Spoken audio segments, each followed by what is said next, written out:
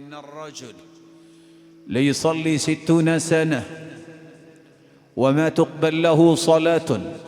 ایک شخص 60 سال نماز پڑھتا ہے لیکن قیامت کا دن ہوگا اس کی ایک بھی نماز قبول نہیں ہوگی. کیا سبب ہے؟ وضو نہیں کرتا. نو ڈاؤٹ کہ وضو نہ کیا ہو نماز نہیں ہوتی. لا صلاة لمن لا وضوء له. وضو نہیں تو نماز نہیں. کیا وہ سورۃ الفاتحہ نہیں پڑھتا؟ بلا شبہ. لا صلاة لمن لم يقرأ بفاتحة الكتاب. جو سورۃ الفاتحہ نہیں پڑھتا اس کی نماز نہیں. تو کیا کرتا ہے کہ اس کی 60 سالہ نماز قبول نہیں؟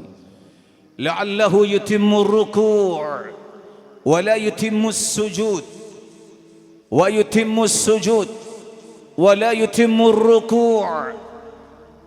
گناہ یہ ہے کہ کبھی رکوع پورا نہیں کرتا، کبھی سجدہ پورا نہیں کرتا. رکوع کرے تو سنت یہ ہے کہ آپ کا سر اور آپ کے پشت برابر ہو.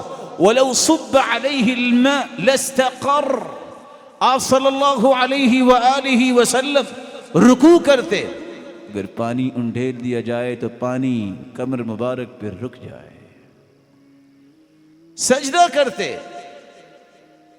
حَتَّى يَرْجِعْ كُلُّ فَقَارٍ إِلَى مَكَانِ.